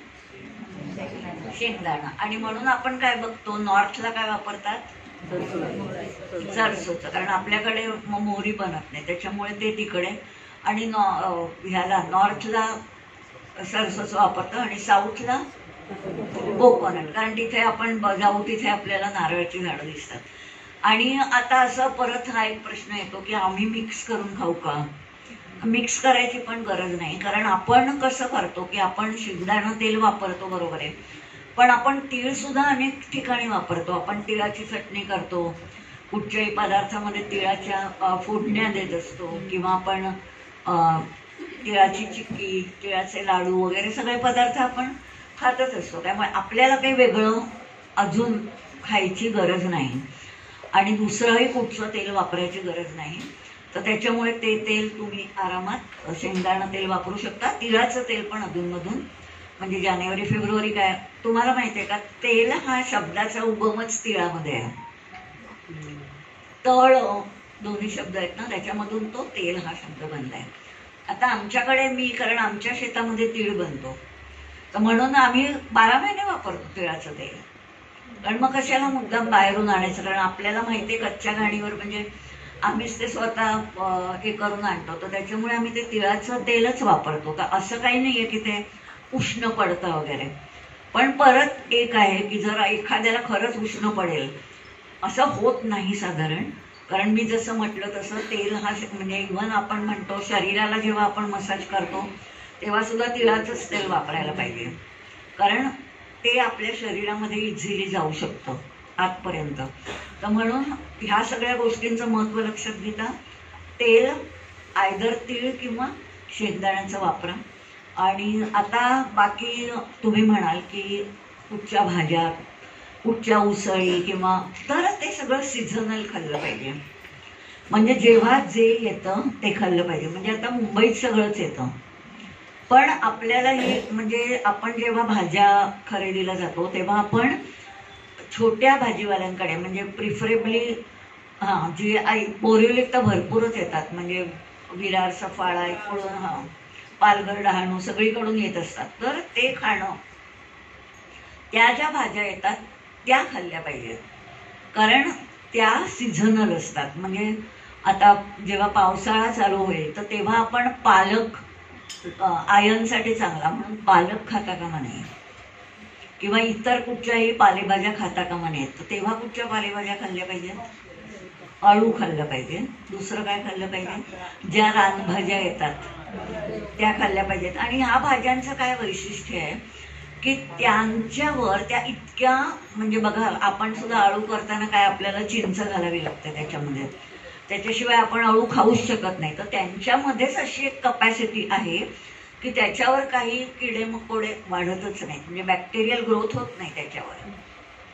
म्हणून त्या भाज्या खायला पाहिजेत आपण किंवा वेलभाज्या कारण त्या म्हणजे मग मातीतून आधी झाड वर येतं आणि मग वेलावर लागतात मातीत लागत नाहीत त्यामुळे परत त्याच्यावर बॅक्टेरिया व्हायरस वगैरे हे सगळं येण्याचं जी पॉसिबिलिटी आहे ती फार कमी होऊन जाते. तर सीझनल खाणं फार महत्त्वाचं आहे लोकल खाणं फार महत्त्वाचं आहे. आपण म्हणतो an apple a day keeps your doctor away, पण हे कुठे खरं आहे? ॲन ॲपल अ डे फक्त नाही, उत्तरांचल, हिमाचल किंवा, कारण कसं आहे की तुम्हाला कल्पना येणार नाही, ते ॲपल्स जी असतात ती 6-6 महिने पडून असतात, म्हणजे पडून इन द सेन्स कोल्ड स्टोरेजमध्ये असतात, आणि नंतर ते आपण जेव्हा खातो तेव्हा 6 महिने ऑलरेडी झालेले असतात आणि त्याच्यावर प्रचंड प्रमाणात इन्सेक्टिसाइड्स, पेस्टिसाइड्स, फर्टिलायझर्स मारलेली असतात. मी जे सुरुवातीला तुम्हाला 500 रसायनांबद्दल सांगितलं त्यातली काही रसायनं. मग आपल्याला ॲपल अडे चालेल का खाऊन? मग आपण काय खाल्लं पाहिजे? चिकू अडे आपल्याकडे डहाणूवरून येतात, किंवा अंजीर पुण्याहून येतात, किंवा केळी तर इथे पण आहेत बोरिवलीला, श्रीकृष्णनगरमध्ये वगैरे, तर ते तुम्ही खाल्लं पाहिजे. म्हणजे जे आपल्या जवळपास आहे ते खाणं महत्वाचं. कारण परत इथे एक रूल आहे की फार्म टू प्लेट अंतर किती, जितकं फार्म टू प्लेट हे अंतर कमी तितकी त्यातली पोषण मूल्य कायम राहतात. आणि म्हणूनच तुम्ही कोणाहीकडे गेलात ज्यांचं फार्म हाऊस आहे, त्यांच्याकडे गेल्यावर तुम्हाला वाटतं अरे बा काय मस्त जेवण केलंय, त्या गृहिणीला ती नसेल सुगरण तरी सुगरणीचा मान मिळतो. याचं कारण ती जे पिकवते, म्हणजे तिच्या घरी जे पिकलेलं असतं ते ती शिजवते, आणि त्याच्यामुळे ते सगळं न्यूट्रिशन तसंच्या तसं त्याच्यामध्ये राहतं. तर म्हणून एक फार्म टू प्लेट हा जो कॉन्सेप्ट आहे तो लक्षात ठेवा. दुसरं, don't eat old and cold. आता ओल्ड म्हणजे काय? शिळं शिळं खाऊ नका. आणि कोल्ड म्हणजे काय? फ्रीज मधलं. म्हणजे हेच काय की जेव्हा आपण कधी आपण ओल्ड खातो ते आपण आपल्या त्या मुंबईच्या हवेत त्या टिकणारच नाही, आता सकाळचं संध्याकाळला सुद्धा, मग आपण ते फ्रीजमध्ये टाकतो, फ्रीजमधनं काढून मायक्रोवेव्हमध्ये टाकतो आणि मग खातो. या सगळ्या प्रोसेसमधले त्यातली पोषक द्रव्य कमी होतात. जर पोषक द्रव्यांच्या दृष्टीने आपण जेवणाचा विचार केला तर आपण हे लक्षात ठेवलं पाहिजे की आपण ओल्ड अँड कोल्ड खाता कामा नये, आणि फार्म टू प्लेट अंतर जितकं कमी असेल ते अन्न पदार्थ, म्हणजे ते जे आपल्या अवतीभोवती होत आहे ते खाल्लं पाहिजे. कारण कसं आहे, आता इथे शेंगदाणा पिकतो, म्हणजेच काय की हे जे इथलं वातावरण आहे ते शेंगदाण्याला पोषक आहे, बरोबर आहे. आता ते जर शेंगदाण्याला पोषक आहे आणि मी पण त्याच वातावरणात राहते, म्हणून मग मलाही ते शेंगदाणे पोषक आहेत, असं ते समीकरण बनतं. तर असं हे आपण सगळं जर पाळलं तर, आणि अर्थातच नुसता आहार म्हणजे नुसतं स्वयंपाकघर हे पुरेसं नाही, आपण व्यायाम करणं पण तेवढंच गरजेचं आहे. आहार विहार व्यायाम, आहार विचार आहार विहार व्यायाम आणि आपला आचार हे सगळं महत्वाचं आहे. तर विहार म्हणजे काय? आता हे जे तुम्ही करताय ते की येता एकत्र आणि काहीतरी आपण मजा करतो, तो झाला विहार. व्यायाम आणि आपले विचार चांगले पाहिजे. तर व्याख्यानाचा शेवट करताना मी एवढंच म्हणेन, पाव गरम पेट नरम और सर हो जिसका ठंडा. पाव गरम म्हणजे व्यायाम करणं, आपले पायामध्ये नेहमी चालून उष्णता आली पाहिजे. पाव गरम, पेट नरम. नरम म्हणजे काय? कधीही दब्ब होऊ देऊ नका पोट. पोटामध्ये आपण म्हणतो की नाही की 4 भाग आपण कल्पना केली पाहिजे. 2 भाग अन्नाने भरले पाहिजेत, 1 भाग द्रव पदार्थासाठी आणि 1 भाग वायूसाठी. म्हणजे तरच ते सगळ्या अन्नाचं, म्हणजे आपण समजा वॉशिंग मशीन मध्ये कपडे गच्च भरले तर ते फिरतात का? नाही फिरत. तसंच आपण जर पोटात जास्ती अन्न घातलं तर ते फिरेल का? त्याचं पचन होईल का? नाही होणार. तर म्हणून पाव गरम पेट नरम और सर हो जिसका ठंडा. म्हणजेच काय? समोरच्यावर रागवायचं नाही, आपण आपलं डोकं शांत ठेवायचं सतत. म्हणजे ते तर गरजेचं असतं. नाहीतर काय होतं, कधी कधी आपण एकच गोष्ट, कधीतरीच काहीतरी झालेलं असतं पण ते 100 वेळा उगाळलं जातं आणि 100 वेळा आपल्या शरीरामध्ये टॉक्सिक केमिकल्स येतात. तर म्हणून पाव गरम पेट नरम सर हो जिसका ठंडा. डॉक्टर भी यदि आए तो मारेंगे उसको दंडा. तर तर हे सगळं आरोग्याचं सूत्र आहे असं मी सांगू इच्छिते. धन्यवाद. तुम्ही सगळ्यांनी खूप शांतपणे ऐकून घेतलं.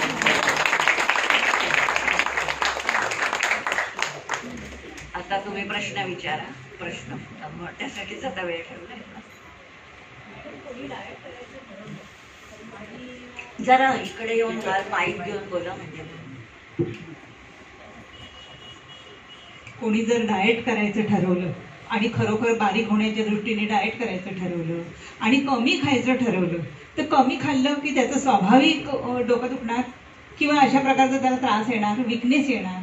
त्यावेळेला त्याने कुठली खबरदारी घेतली पाहिजे? चांगला प्रश्न आहे. तर जेव्हा आपल्याला वाटतं की आपण बारीक राहायला पाहिजे, पहिली गोष्ट लक्षात ठेवा की फिटनेस आणि वेट याचा काहीही एकमेकांशी संबंध नाही. एखादा जाडा माणूस सुद्धा फिट असू शकतो. कारण कसं आहे माहितीये का की आपल्या शरीरातलं जे वजन आहे ते कुठच्या 3 घटकांपासून बनलेलं असतं. मुख्यत्वे करून स्नायू, हाडं, बरोबर आहे, आणि फॅट म्हणजे चरबी. स्नायू अधिक चरबी अधिक हाडं याचं आपलं वजन असतं. आता काही जणांचं स्नायूंचं आणि हाडांचं वजन जास्ती असतं, चरबीचं कमी असतं. आणि काही जणांचं चरबीचं जास्ती असतं आणि हाडांचं आणि स्नायूंचं कमी असतं. मग ते टोटल वेट किती आहे ते इमटेरियल असतं. कळलं का? म्हणजे त्यातलं जे पर्सेंटेज आहे ते महत्वाचं.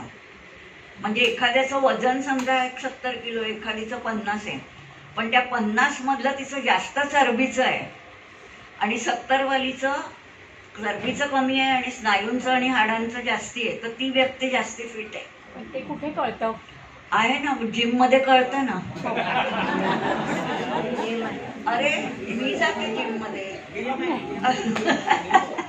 जिम मध्ये आपल्याला हे अनालिसिस करून मिळतं की तुमचं हाडं आणि ह्याचं वजन.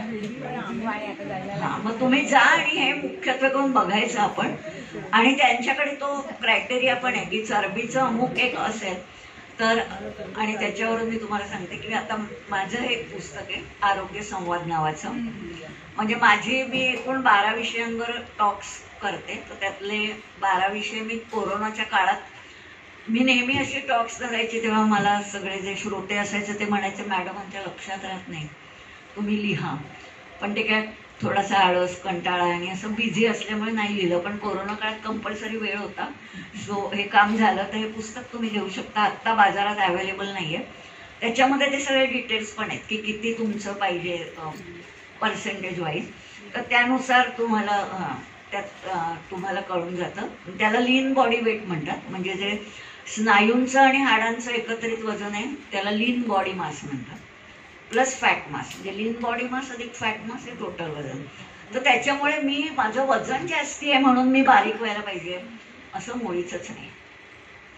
तुमचा फिटनेस हा तुमच्या वजनावर अवलंबून नाही, हे महत्वाचं. सगळ्यांना 0 फिगर असायची गरज नाही. आणि वयानुसार थोडेसे जे फरक आहेत ते आपण जितके ग्रेसफुली ऍक्सेप्ट करू तेवढं चांगलं आहे आपल्याला. म्हणजे त्याचं काही दुःख करू नका. आणि परत आता प्रश्नाकडे येते की कमी व्हायला असेल वजन तर महत्वाची गोष्ट की रात्री म्हणजे तुम्ही संध्याकाळच्या वेळेला 5-6च्या दरम्यान काहीतरी खा.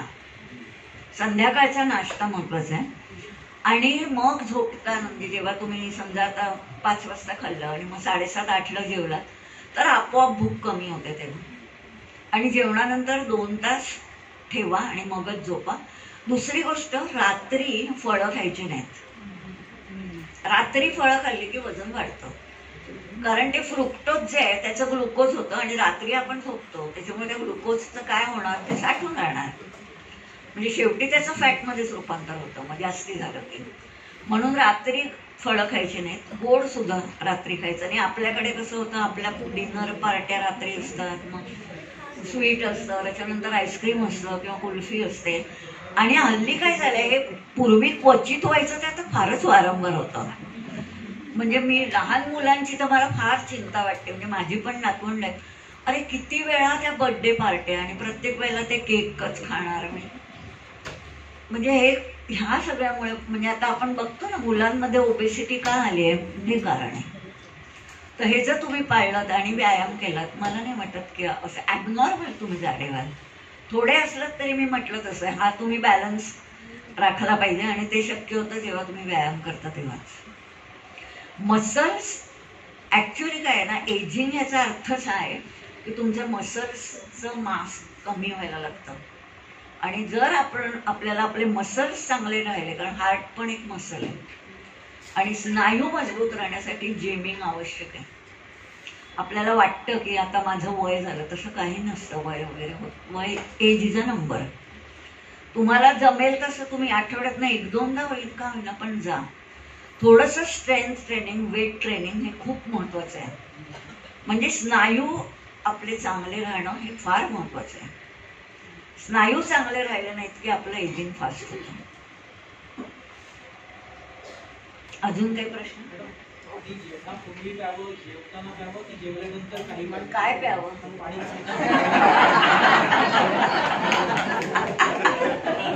तुम्ही असावं एकदम जेवणाच्या आधी गंमत केली.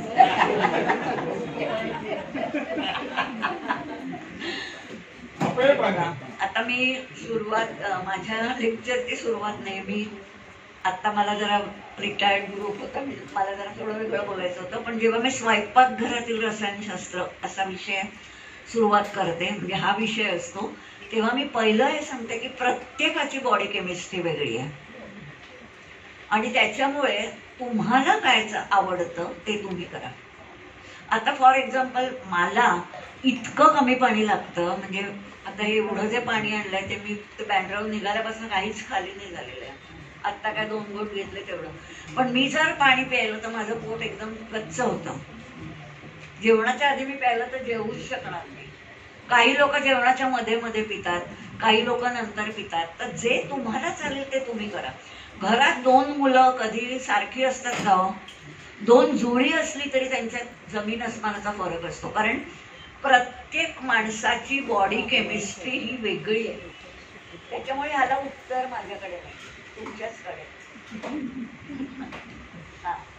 तुम्ही आता सांगताना सांगितलं की शेंगदाणा तेल वापरा, पण सध्याच्या जे काही युग आहे त्यात सनफ्लावर अशी तेल वापरा, मग ती आता वापरायची नाही का? म्हणजे आम्ही नाही सांगतो. नाही म्हणजे जे मी सांगते की शेंगदाण्याचं ते सुद्धा फिल्टर्ड ऑइल. रिफाईंड ऑइल मध्ये माहितीये का तुम्हाला, ते शेंगदाण्याचं टेम्परेचर 425 पर्यंत वाढवावं लागतं आणि मग ते रिफाईंड तेल मिळतं. आणि मग ते म्हणतात ऍडेड विटॅमिन्स. म्हणजे ती विटॅमिन्स आधी काढायची आणि मग बाहेरून घालायची. त्यापेक्षा जर तुम्ही फिल्टर्ड ऑइल घेतलं तर त्याच्यामध्ये असतंच. हो, गाण्यावरती फिल्टर्ड ऑइल पण मिळतात ना. कच्ची घाणी, फिल्टर्ड ही सगळी चालतात. पण राईस ब्रँड आपण म्हणजे आम्ही तरी म्हणतो की काय त्याला, म्हणजे त्या राईसच्या ब्रँड पासून, कोंड्यापासून बनवलेलं, त्याची काही गरज नाही आपल्याला. आता म्हणून मी सांगितलं हे आम्ही सांगतो, तर शेवटी तुम्ही कोणाला फॉलो करायचं ते आपलं आपलं ठरवायचं. जाहिरातीनं किती बळी पडायचं हा पण एक प्रश्न आहे.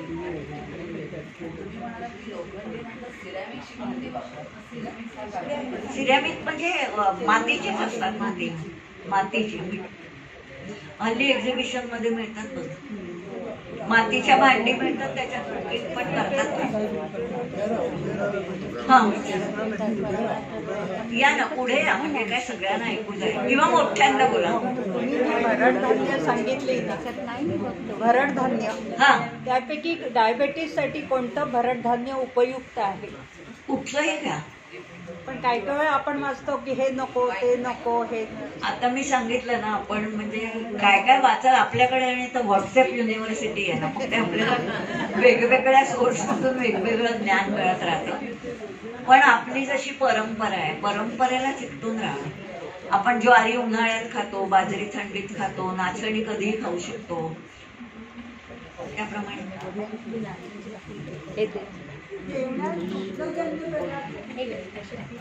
हा चांगला प्रश्न विचारला था. एक महत्वाचा मुद्दा, जेवणात दुग्धजन्य पदार्थ, तूप तर असतंच आणि अत्यंत महत्वाचं म्हणजे दही किंवा ताक असलंच पाहिजे. तुम्हाला माहितीये का की आपल्या शरीरात जसं हृदयाला महत्व आहे, फुफ्फुसाला महत्व आहे, किडनी, मेंदू, तेवढंच महत्व बॅक्टेरिया म्हणजे ज्याला म्हणतात ना की प्रोबायोटिक बॅक्टेरिया जे असतात किंवा प्रीबायोटिक बॅक्टेरिया त्याला असतं. तर आपल्या शरीरावर आपल्याला काय वाटतं की बॅक्टेरिया म्हणजे वाईट सगळे, तसं नाही आहे. फ्रेंडली बॅक्टेरिया असतात, गट फ्रेंडली बॅक्टेरिया म्हणतात, आणि दुसरे जे असतात ते पॅथोजेनिक बॅक्टेरिया. पॅथोजेनिक बॅक्टेरिया म्हणजे काय, ज्याच्यामुळे आपल्याला आजार होतात. आणि गट फ्रेंडली बॅक्टेरिया म्हणजे काय, ज्याच्यामुळे आपलं आरोग्य खूप सुधारतं. त्याला मायक्रोबायोटा असं म्हणतात. मायक्रोबायोटा म्हणजे काय, बॅक्टेरिया, उपयुक्त बॅक्टेरिया जे आपल्या 9 द्वारांवर असतात, पूर्ण शरीरावर असतात. आणि त्याचा नंबर किती आहे माहिती आहे, आपल्या शरीरातल्या एकूण पेशींपेक्षा सुद्धा जास्ती, इतके जास्ती आहेत. म्हणजे काहीतरी 10⁻17 वगैरे इतके ते बॅक्टेरिया आहेत. आणि त्या बॅक्टेरियांचं आरोग्य जितकं चांगलं तेवढं आपलं आरोग्य चांगलं. आणि म्हणून आपल्या आहारामध्ये प्रोबायोटिक बॅक्टेरिया असायलाच पाहिजे. प्रोबायोटिक म्हणजे काय, बॅक्टेरिया जे वाढू शकतात. म्हणजे दही आपण जेव्हा बाहेर ठेवतो तर तुम्हाला माहिती आहे आंबट होतं. का आंबट होतं, त्यातले बॅक्टेरिया वाढतात म्हणून ते आंबट होतं. तसेच ते आपल्या पोटात गेल्यावर पण फ्लरिश होतात. तर म्हणून बॅक्टेरिया, अजून कुठचे पदार्थ सांगाल ज्याच्यामध्ये जर्मिनेटेड म्हणजे जी सगळी आपण ज्याला मोड आणतो ते सगळे पदार्थ. त्याचप्रमाणे इडलीचे पीठ आहे, डोसा, ढोकळा, हे सगळं पण फर्मेंटेड. आणि म्हणून कधीही पॅकेज दही खाऊ नका. खाऊ नका म्हणजे ते वाईट, म्हणजे त्याचा उपयोग होणार नाही प्रोबायोटिक म्हणून. कसं आहे, तुम्ही अगदी आपल्याला सुरुवातीला काय वाटतं, काय मस्ती दही, अमूल दही येते किंवा चितळ्यांचं तरी थोडं तरी आंबट होतं, पण बाकीची दही आपण जर खाल्ली तर त्याचा आपल्याला उपयोग का होत नाही, ते प्रोबायोटिक नाहीच आहे ना, ते वाढतच नाही आत जाऊन. त्यातल्या बॅक्टेरियांची ग्रोथ थांबवलेली असते. विरजण पण लागत नाही म्हणजे त्यात बॅक्टेरिया इतके कमी आहेत, वाढतच नाहीत ना. आणि म्हणून प्रोबायोटिक बॅक्टेरियांचं फार महत्व आहे. आणि प्रो प्रमाणेच प्रीबायोटिक बॅक्टेरिया आहेत. प्री म्हणजे काय, जसं आपल्याला प्रोबायोटिक बॅक्टेरिया आवश्यक आहे तसे प्रोबायोटिकला प्रीबायोटिक आवश्यक आहे. म्हणजे आपण दही खाल्लं तर आपल्याला प्रोबायोटिक मिळतं, त्या दह्याला पण काहीतरी खाल्लं पाहिजे ना पोटात जाऊन. मग त्याची खाद्यपदार्थ कुठचे, तरी भरड धान्य किंवा तृणधान्य. आणि म्हणून नुसती व्हेजिटेबल्स आणि सूप्स आणि हे सगळं मिथ आहे. सगळं आपण खाल्लं, प्रोबायोटिक पण पाहिजे, प्रीबायोटिक पण पाहिजे.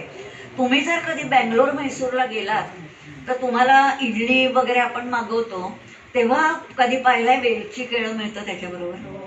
तर it is a mixture of prebiotic and probiotic. म्हणजे जेव्हा आपण घरी पण खाऊ ना जेव्हा इडली, तेव्हा त्याच्याबरोबर केळं खा, कारण ते जे प्रोबायोटिक बॅक्टेरिया पोटात गेले ते त्या केळ्यावर वाढणार. कळलं, प्री आणि प्रो. आणि म्हणून जेव्हा आपल्याला अँटीबायोटिक्स देतात, आता अँटीबायोटिक म्हणजे काय, हे सगळ्यालाच मारतात. म्हणजे त्यांना काय कळत नाही ना. अँटीबायोटिक सगळ्या चांगल्या फ्रेंडली बॅक्टेरियाना पण मारतात, पॅथोजेनिकना पण मारतात. म्हणजे आपण त्या आजारातून बाहेर येऊ, पण आपला प्रोबायोटिक बॅक्टेरिया जागेवर यायला 6 महिने लागतात. आणि म्हणून युरोपियन म्हणजे माझं बर्मिंगहॅमला टॉक झाला होता, तर असंच काहीतरी हळदी कुंकवाच्या वगैरे निमित्ताने तिथल्या महिला मंडळाने बोलावलं होतं. तर तेव्हा एक माझी कॉलेजमधली एक स्टुडंट होती, ती डॉक्टर आहे तिथे.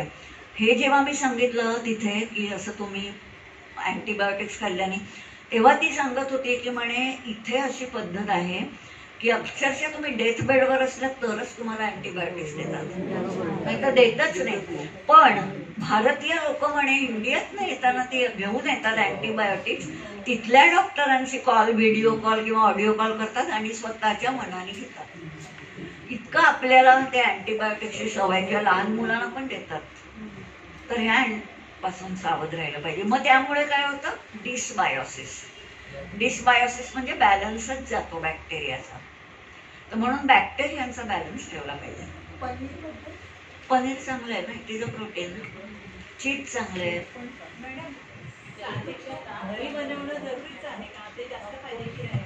अर्थातच.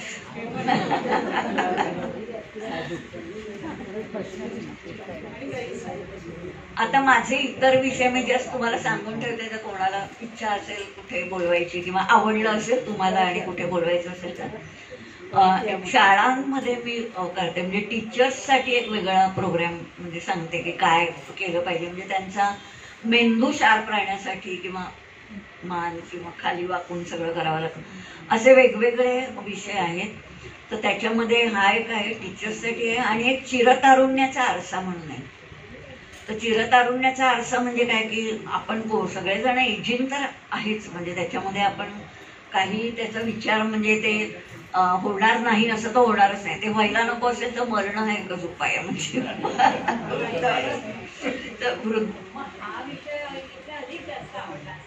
आपण परत बोलवा. हे बघा, हा पहिलं कळलं पाहिजे हे, मग ते पुढचा पायरी येते. चिरतारुण्याचा आरसा आपण एक विषय, म्हणजे तो साधारण हा झाला की मग त्या विषयासाठी बोलवतात. किंवा कोणी कोणी 75ला 60ला वगैरे पण बोलवतात घरगुती कार्यक्रमाला, कारण त्याच्यात तो विषय. बोल. ज्यांना डायबिटीस किंवा कोलेस्ट्रॉल असते तेव्हा डॉक्टर म्हणतात भात खाऊ नका, खूप फळं कुठली कुठली खाऊ नका, काजू खाऊ नका. म्हणजे हे खाऊच नाही की नाही खावं.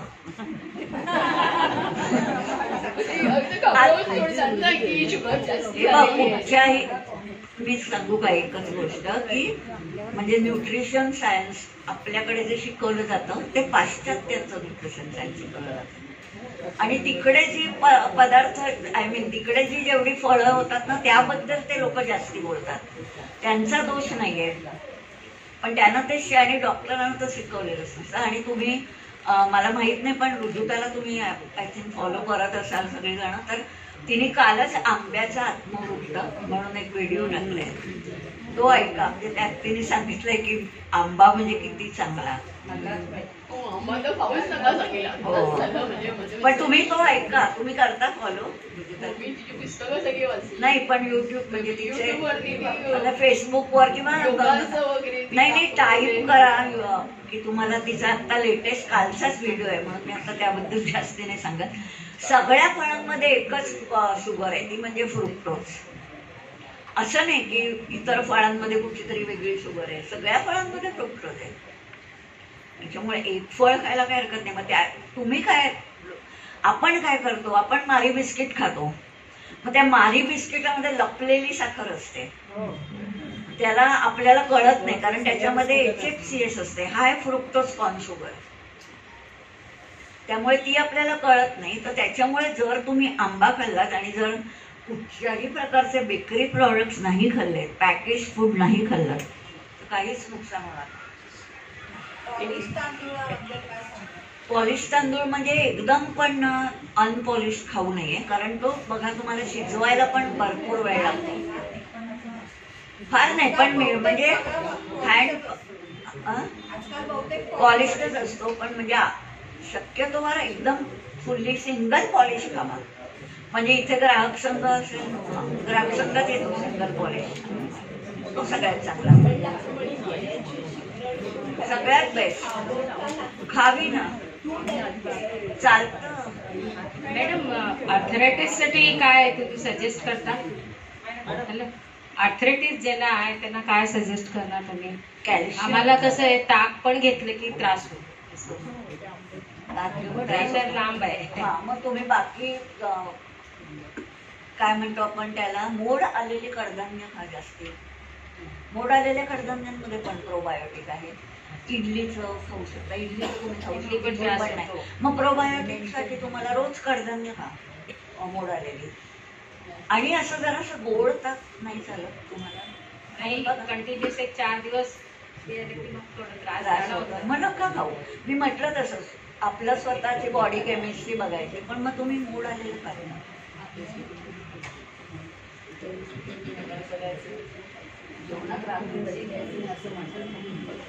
आता मी तर खाते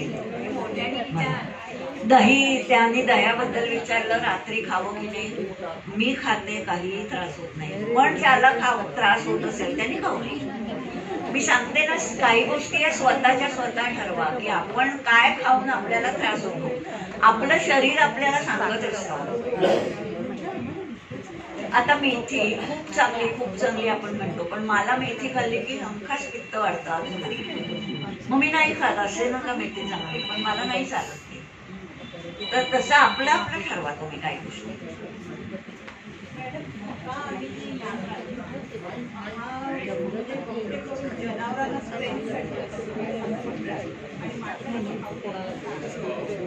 असं काही नाही.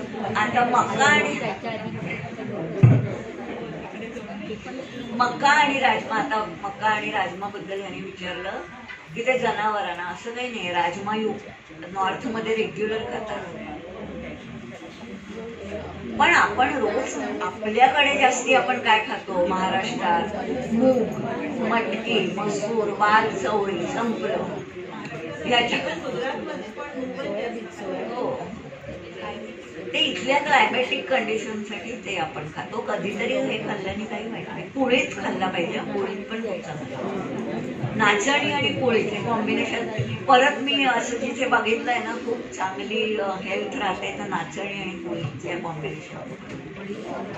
धन्यवाद. मला वाटतं मॅडम, हल्ली कुरकुरे वगैरे अशा गोष्टीतून मका फार पोटात जातो अशी कंप्लेंट कुरकुरे असते. वगैरे नाही खायचे. मी पॅकेज फूड बद्दल आधीच सांगितलं. कुरकुरे कोण खाते. मॅडम, प्लास्टिक बद्दल आपण आता बास बाकीच्या एक लास्ट प्रश्न विचारते मॅडम. प्लास्टिकला आपण अब्यूज करतो, त्याच्यात कुठली वस्तू, पण आम्ही बघितलंय की डिमार्ट मध्ये वगैरे ज्या प्लास्टिकच्या थैल्या मिळतात, वस्तू त्याच्यातच ठेवली तर तिच्यात किडा मकोडा होत नाही. मी जास्ती द्रव पदार्थांबद्दल बोलते.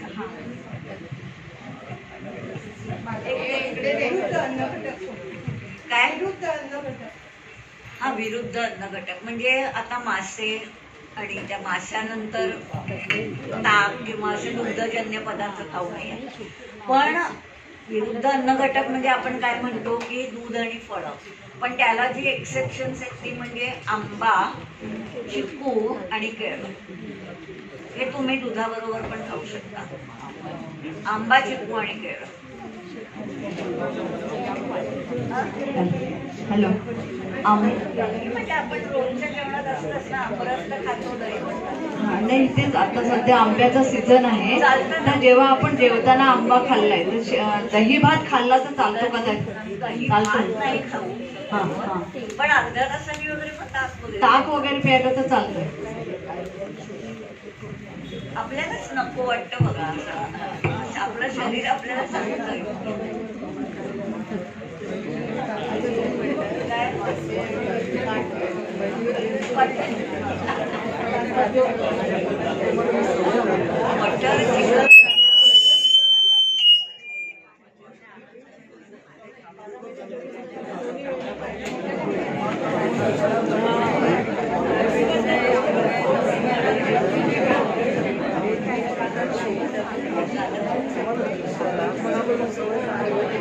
हॅलो, मला असं वाटतं की आता प्रत्येकाचे जे प्रश्न आहेत ते संपलेले आहेत असं मला वाटतंय. संपले प्रश्न. ठीक आहे. आता मी एक सांगतो की आपल्या डिस्पेन्सरीमध्ये